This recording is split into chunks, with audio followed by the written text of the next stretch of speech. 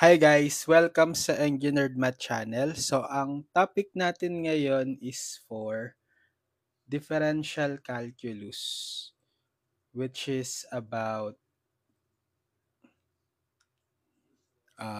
limit definition of derivative of a function, part 4. So, kung hindi nyo pa napapanood yung parts 1, 2, and 3, ililink ko na lang sa description para mapanood nyo muna para meron na kayong idea or background about the topic. So, ito yung na-discuss nating concept sa parts 1 hanggang 3. So, tandaan nyo to, yung definition natin ng derivative, limit definition, it is the slope of the tangent line to a curve at the point. Okay? Tapos, ito yung formula natin for the limit. Ito. Actually, ito kapag general, f prime of x. Tapos kapag may particular value, i-evaluate natin yung limit. Ito. Yan. So, nakapag-solve na tayo ng problems hanggang part 3. Umabot tayo sa... So, part 1, nakasolve tayo ng part 1 exercises hanggang 8. Tapos ngayon sa part 2, ito, iba na yung instruction natin na find the slope of the tangent line at the point given to the curve and find the equations of tangent and normal line. So, nakasolve lang tayo ng hanggang number 3. Yan. Tuloy natin. Let's have problem number 4.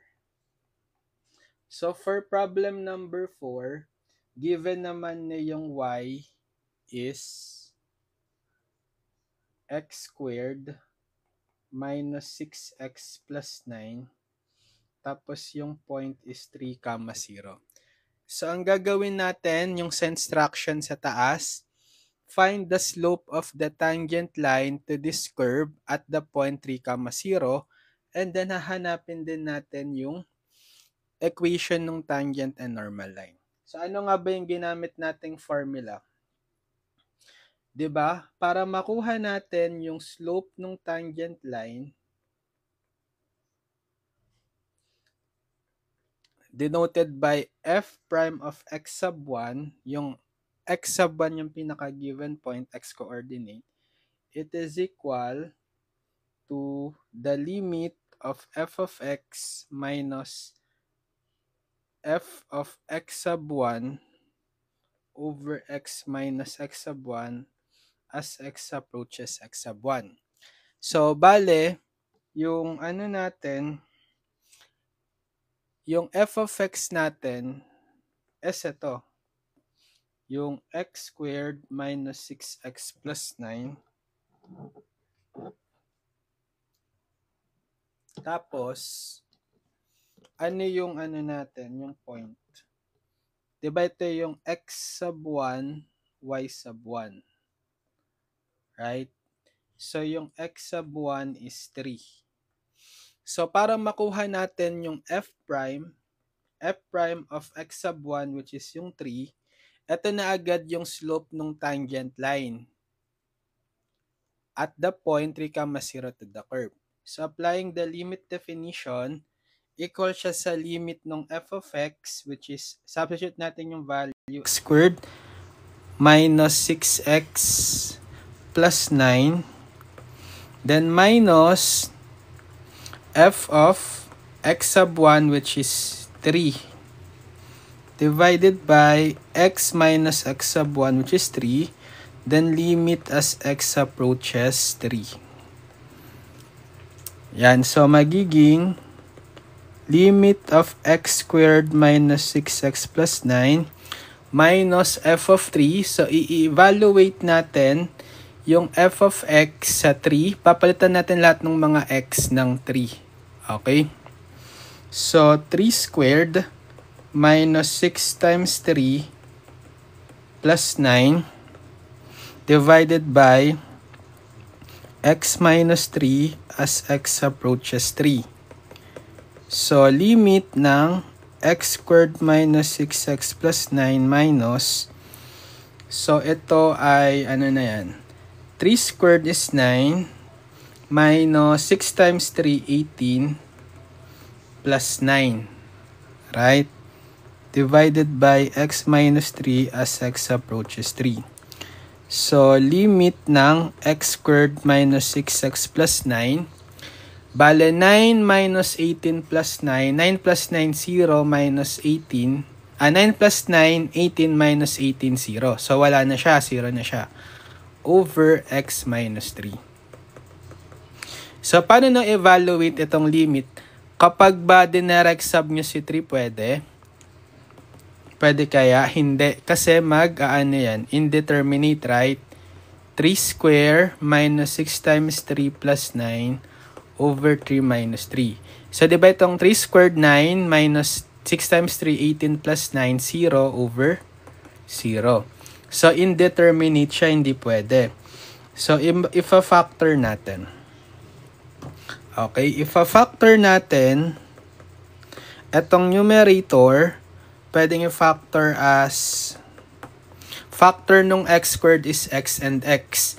Then, isip ng factors ng 9 kapag inad is negative 6. Diba? Negative 3 and negative 3. Right? Kasi negative 3 times negative 3, positive 9. Negative 3 plus negative 3, negative 6. Over x minus 3 as x approaches 3. E di makakancel natin tong x minus 3. So, limit ng x minus 3 na lang as x approaches 3. So, pwede na nating i-resubstitute. I-plug in yung 3 sa x. Defined na yan. So, bali ang limit niya na is 3 minus 3 or 0.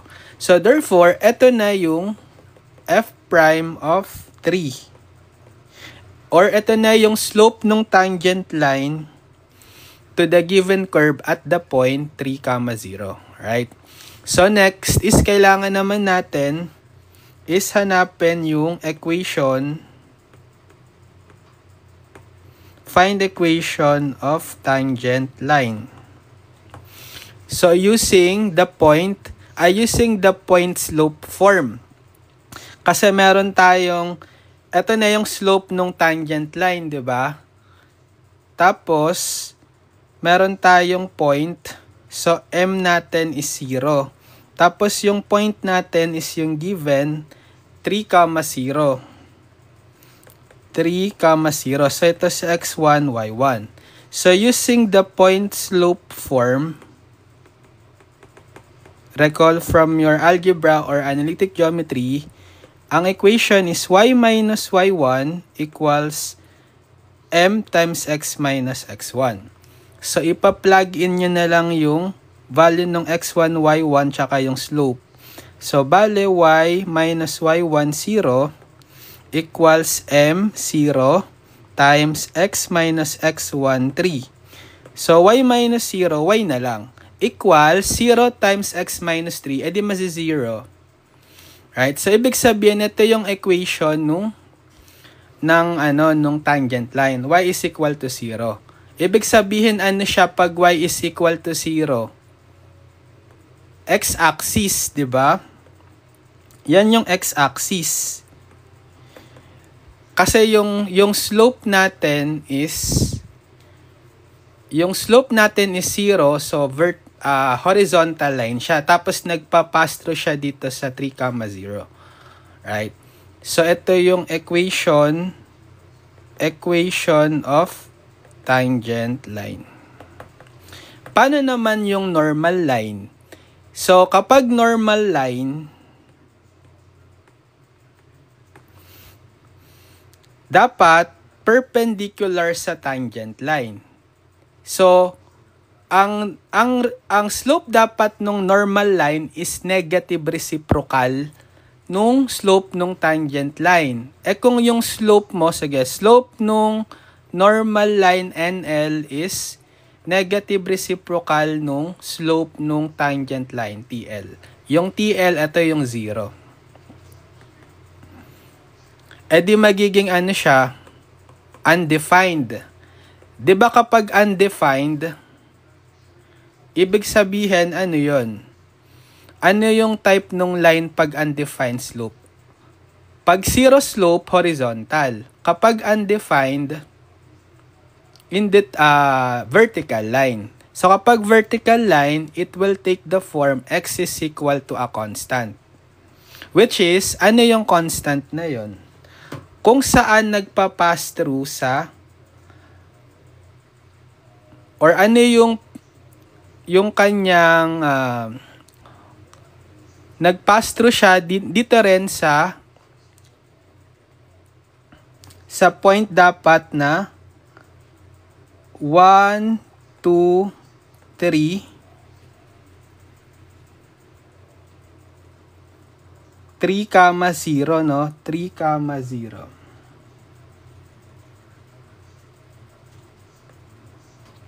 So, dito dapat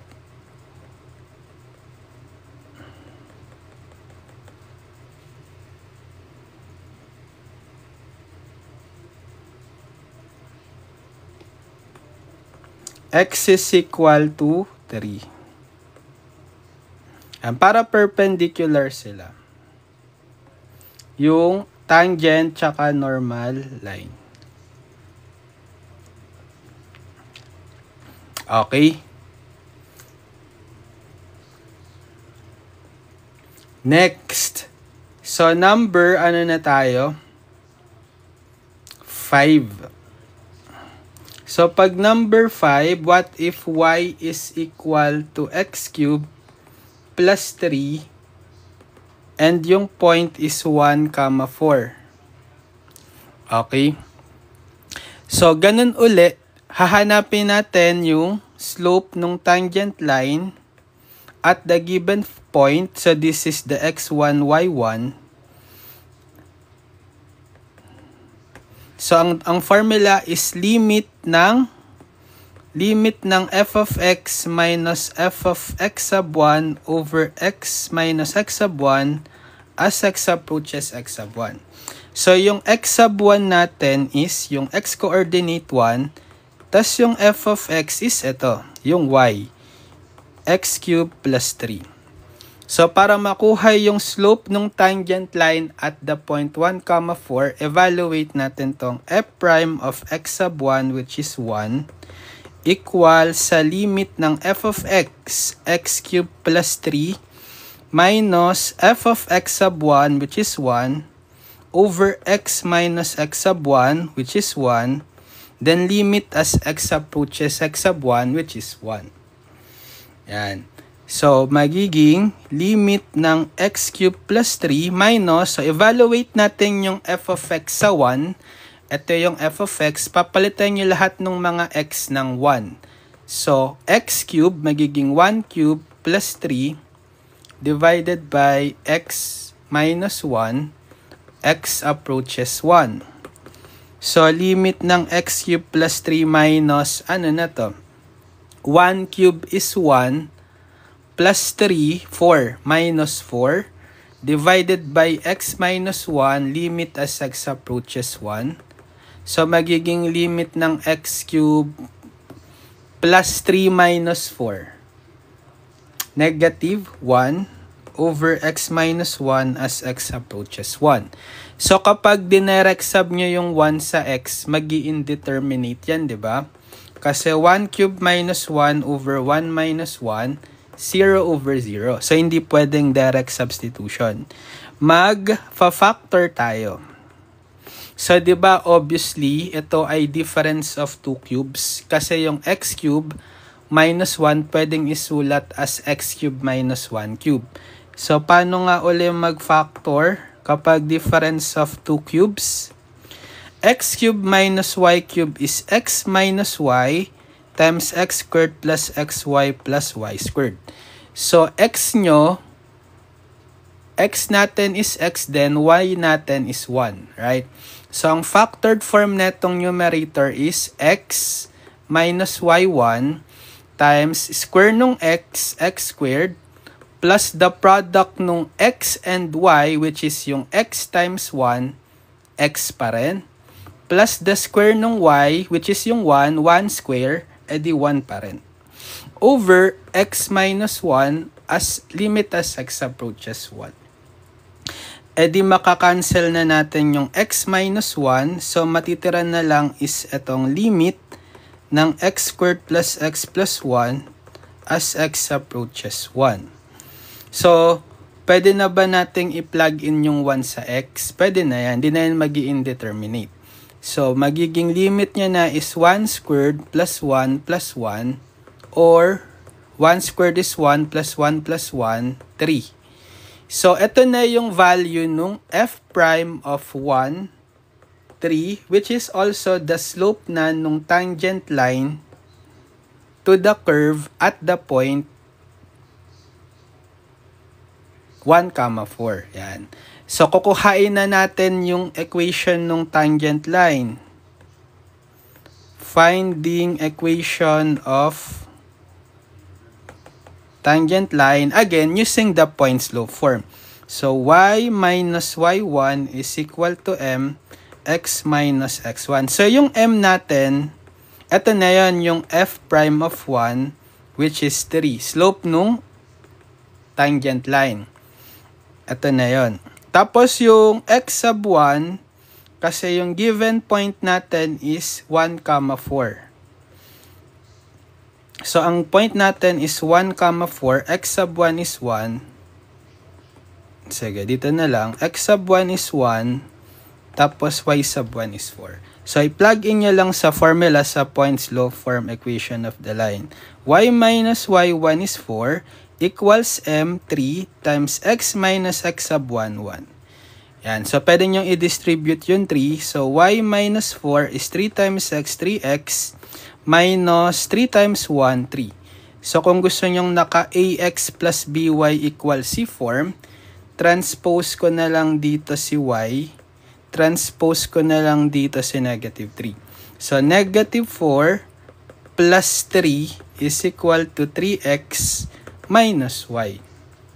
So, bale, negative 4 plus 3 is negative 1 equals 3x minus y, or by symmetric property of equality, pwede nyong gawing left side tong 3x minus y, tas equal sa right side negative 1. Equation nung tangent line. Paano naman yung equation nung normal line?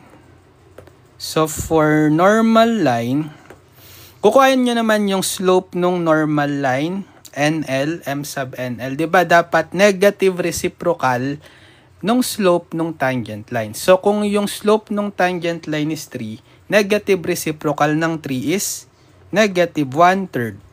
And tapos, same point lang din yung gagamitin nyo, x1, y1, na 1, 4.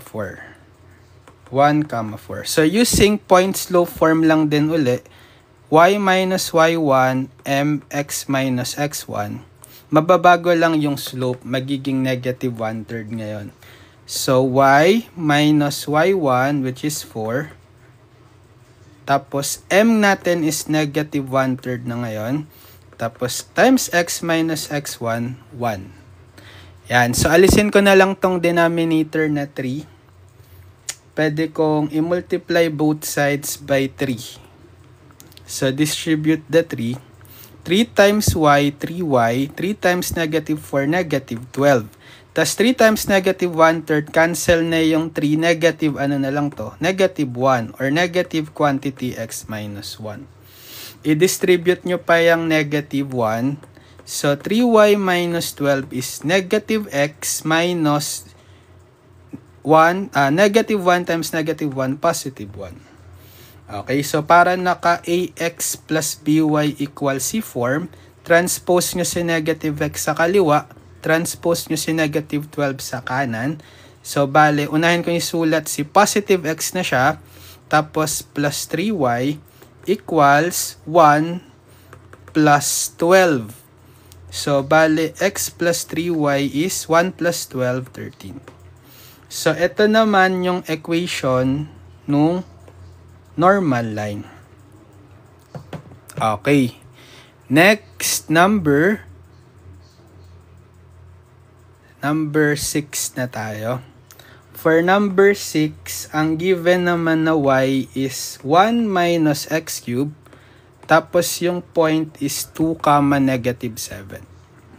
So, f prime of x sub 1 is equal sa limit ng f of x minus f of x sub 1 over x minus x sub 1 as x approaches x sub 1. So, yung f of x natin is ito, 1 minus x cubed. Tapos, yung x sub 1 is 2, y sub 1 is negative 7. So, para makuha natin yung f prime of x sub 1 which is 2, substitute natin sa formula.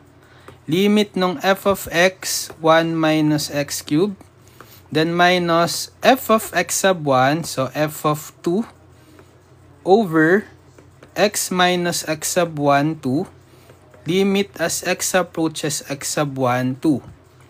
So, simplify. So, limit ng 1 minus x cubed minus, so, evaluate natin yung f of x sa 2. Papalitan natin yung mga x ng 2 sa f of x.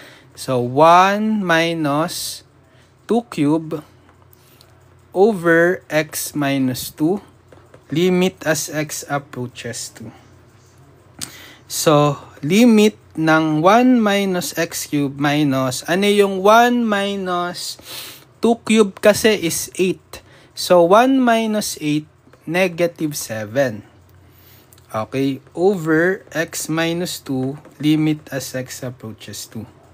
So, limit ng 1 minus x cube, negative of negative 7, positive 7 na siya. Over x minus 2, limit as x approaches 2. So, pwedeng makombine yung 1 plus 7, 8 minus x cubed divided by x minus 2, limit as x approaches 2. So, difference of 2 cubes. Parang mas maganda kung nauuna tong x cube. I-factor out ko yung negative. So, pag pinactor out yung negative, magiging quantity negative x cubed minus 8 na siya. Right? Over x minus 2 as x approaches 2. So, diba pwedeng isulat yung 2 ay yung 8 as 2 cube. So, applying uli yung difference of 2 cubes.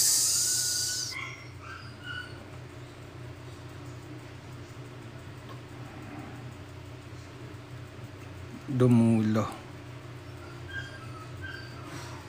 Difference of 2 cubes formula.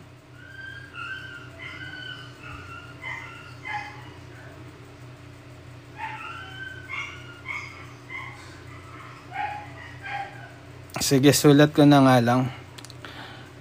X cubed minus y cubed is x minus y times x squared plus xy plus y squared. Okay? Kasi hindi nyo naman pwedeng i-direct sub yung 2. Mag-aano siya, diba?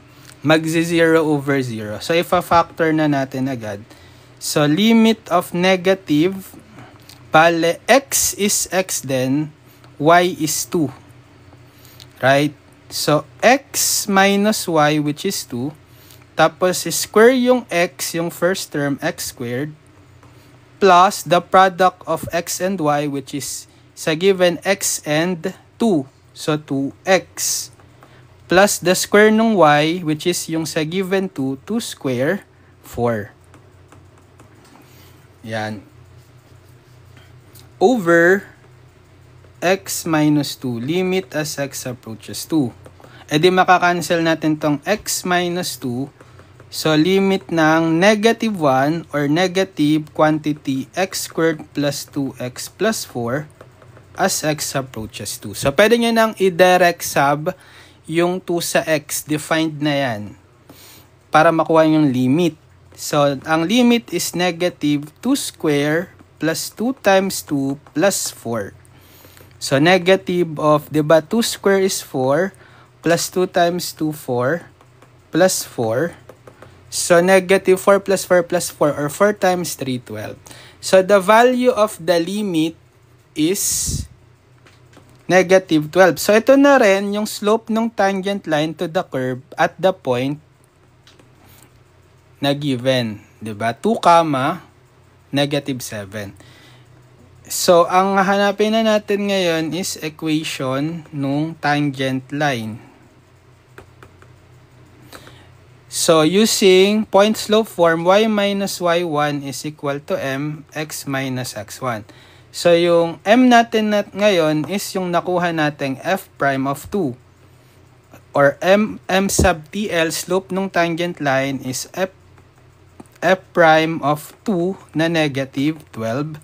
Tapos, yung x1, y1 is, diba yun yung 2, negative 7 na given. So, ipa-plug in na lang natin sa point slope form. So, y minus y1 negative 7 equals m negative 12 times x minus x sub 1, 2. So, y minus negative 7, y plus 7 na siya. Then, equals, distribute yung negative 12. Negative 12x, tas negative 12 times negative 2, positive 24. So, pag gusto nating naka-ax plus by equals c, transpose si negative 12 sa kaliwa, transpose si positive 7 sa kanan. So, magiging positive 12x plus y is equal to 24 minus 7. So, 12x plus y is 24 minus 7, 17. So, ito yung equation nung tangent line. Equation naman nung normal line. Bale, kukuhain mo yung slope nung normal line which is the negative reciprocal nung slope nung tangent line which is negative 12. So, negative reciprocal ng negative 12, negative 1 over negative 12, positive 1, 12 na siya. Tapos, yung gagamitin nating point pa rin is yung same, x1, y1, to negative 7. Tapos, yung point slope form, gamitin ulit natin, y minus y1, m, x minus x1, plug in yung mga values. Y minus y1, negative 7, equals m, positive 1, 12 na siya. X minus x1, 2. So, ano na to? Y plus 7 is equal to 1/12 of x minus 2. Alisin natin yung denominator na 12. I-multiply ko both sides by 12. Distribute 12. So, 12 times y, 12y.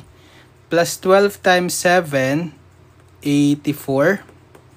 Tapos, equals 12 times 1, 12. Cancel na yung 12. So, magiging x minus 2 na lang. And sa pag gusto nating naka-ax plus by equals c, tatranspose ko si 12y sa kanan, transpose ko si negative 2 sa kaliwa. So, 84 plus 2 is equal to x minus 12y. So, 8 plus 4, 86 equals x minus 12y. Or by symmetric property of equality, gawin kong left side na lang tong x minus 12y equals 86 sa right side. So, ito yung equation ng normal line.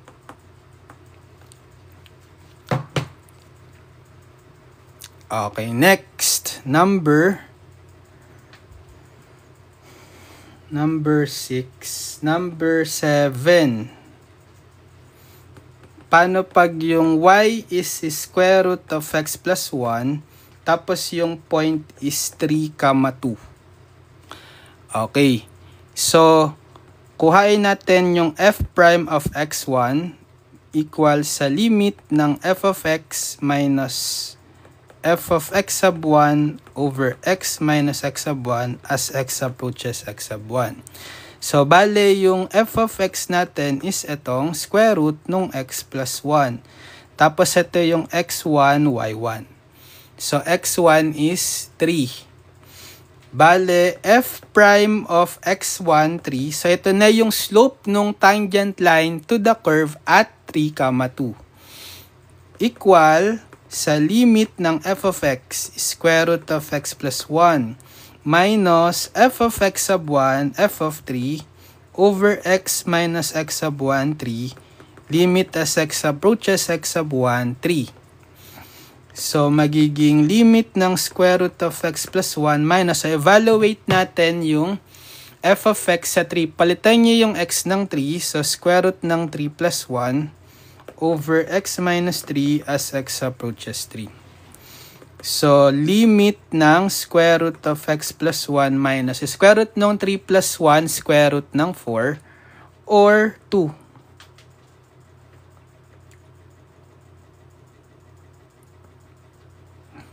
Na siya, no? Over x minus 3 as x approaches 3. Kapag ba dinirect sub nyo yung 3 sa x, pwede.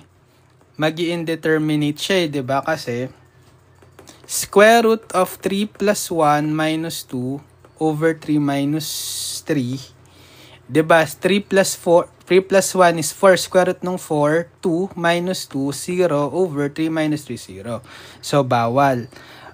So, dahil may radical tayo, magra-rationalize. Okay. Ang gagawin natin, i-multiply ko both numerator and denominator by the conjugate ng expression na may radical, yung nasa numerator. Anong conjugate ng square root of x plus 1 minus 2? Kopya nyo lang yung first term, yung square root of x plus 1, then additive inverse ng second term. So, negative 2 siya, opposite sign niya, or additive inverse, positive 2. Yan. So, ito yung conjugate nito. So, kopya nyo lang din sa denominator, square root of x plus 1 plus 2. Okay, so, limit ng pag minultiply nyo, yung numerator, conjugate of each other, difference of 2 squares na lang yan. So, square root nung x plus 1 square minus square nung 2 square. Tapos, itong sa baba, pagtatabihin ko na lang, hindi ko na i-foil kasi mamaya may makakancel lang tayo dyan. Yan. Then, limit as x approaches 3. So, limit ng so, square root ng x plus 1 in square mo, cancel na yung square root, x plus 1 na lang. Then, minus 2 square, 4. Over x minus 3, square root of x plus 1 plus 2. Limit as x approaches 3. So, magiging limit ng x plus 1 minus 4, x minus 3. Over x minus 3 times the square root of x plus 1 plus 2. Limit as x approaches 3. So, ito yung makakancel nga natin sa x minus 3. So, matitira na lang is ito, 1 na lang yan. Numerator 1 over the square root ng x plus 1 plus 2 na lang. Pwede nyo na bang i-direct sabi yung 3 sa x? Yes, hindi na yan mag-i-indeterminate. So, para ma-evaluate yung limit, palit nyo na lang yung 3 sa x. Bale, 1 over square root ng 3 plus 1 plus 2. So, 1 over square root ng 4. 3 plus 1, 4 plus 2. So, 1 over square root ng 4, 2 plus 2. Or, 1 over 2 plus 2, 1/4. So, ito yung f prime of 3. Ito na yung slope ng tangent line to the curve at the point 3, 2. Okay. So, hahanapin na natin yung equation of tangent line. So, yung formula ulit, point slope form, y minus y1 is mx minus x1. Ano yung m natin?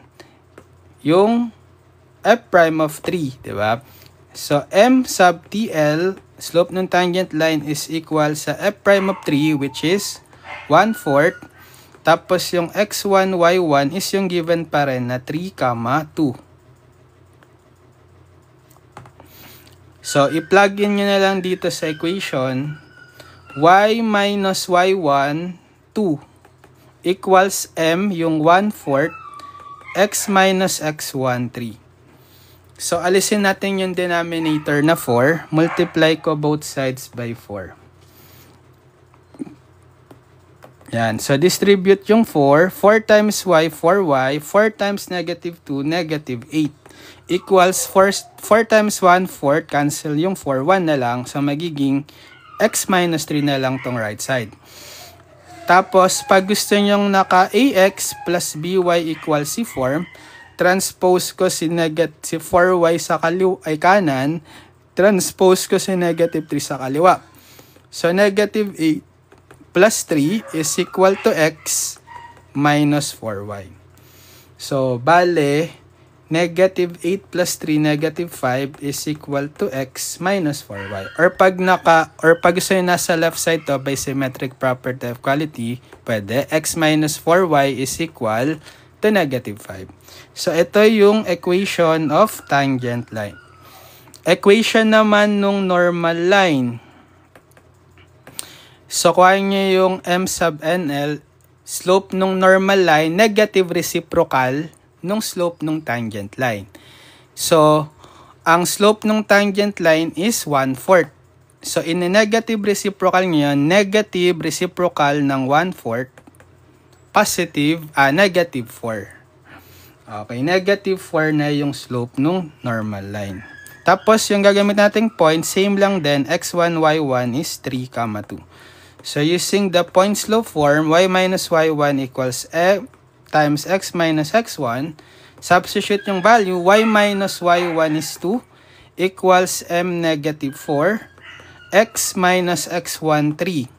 Yan, so y minus 2 is, distribute yung negative 4, negative 4x, tas negative 4 times negative 3, positive 12. So, pag gusto natin naka-ax plus by equals c form, transpose nyo si negative 4x sa kaliwa, transpose si negative 2 sa kanan. So, magiging positive 4x, okay, plus y is equal to 12 plus 2. So, 4x plus y is 12 plus 2, 14.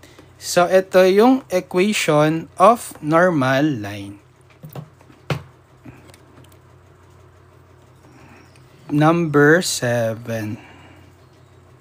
7 na ba? Ay, 6, 7 yun, diba? Tama, 7.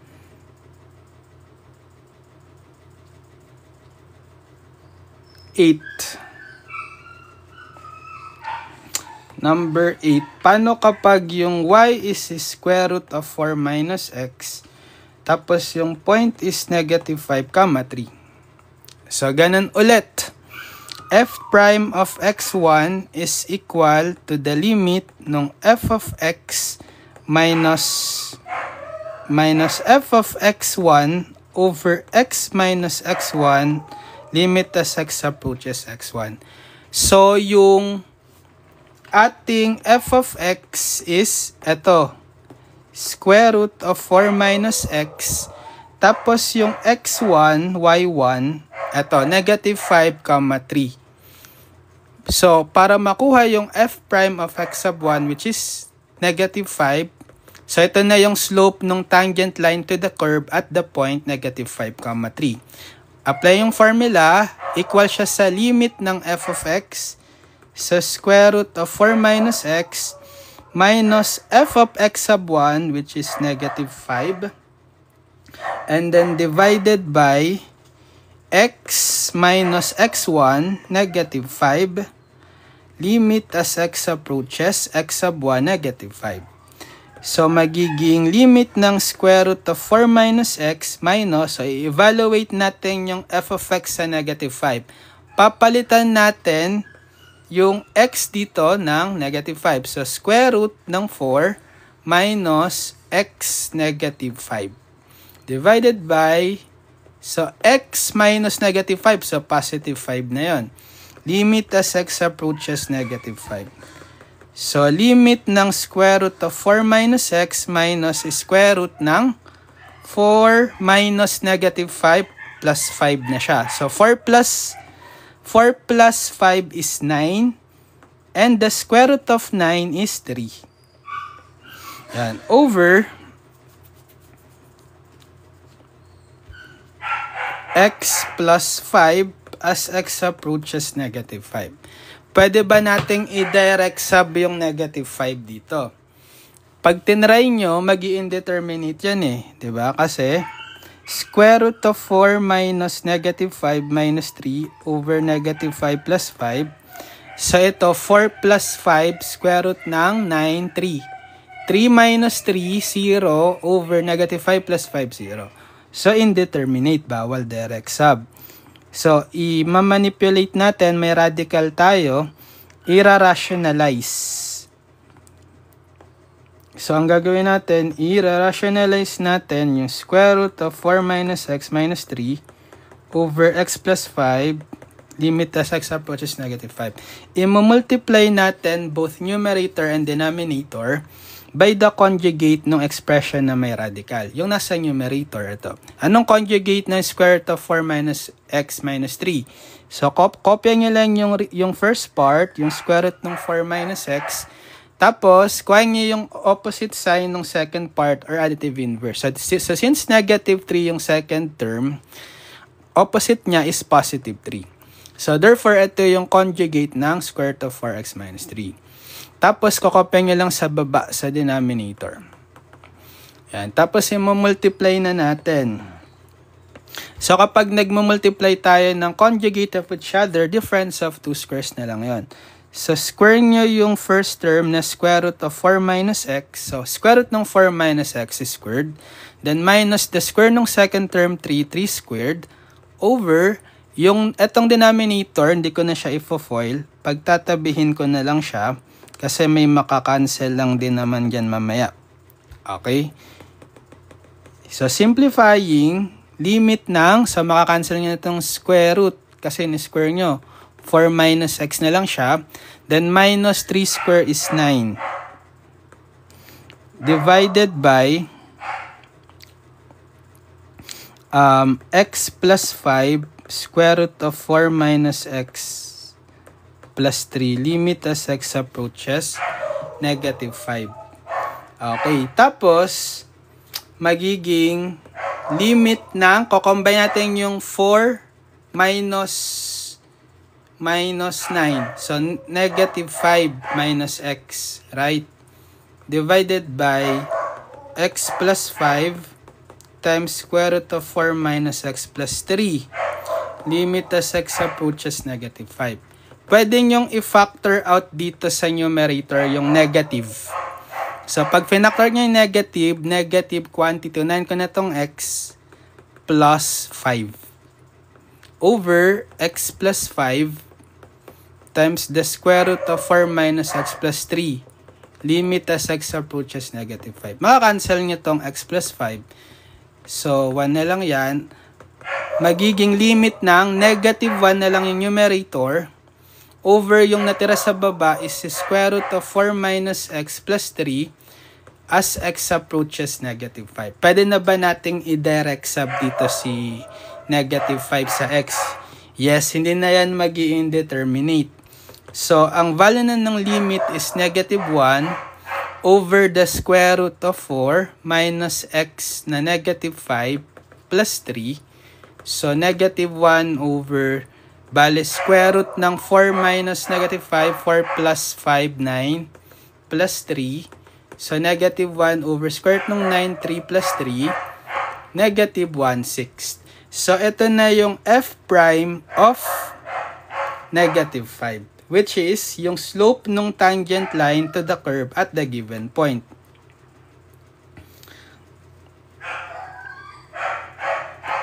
Yan, negative prime. So, kukuhain na natin yung equation of tangent line. So, using the point slope form, y minus y1 is equal to mx minus x1. Yung m natin is yung slope ng tangent line, m sub tl, equal sa f prime of negative 5. Negative 1/6. Tapos, yung x1, y1 is yung given na negative 5, 3.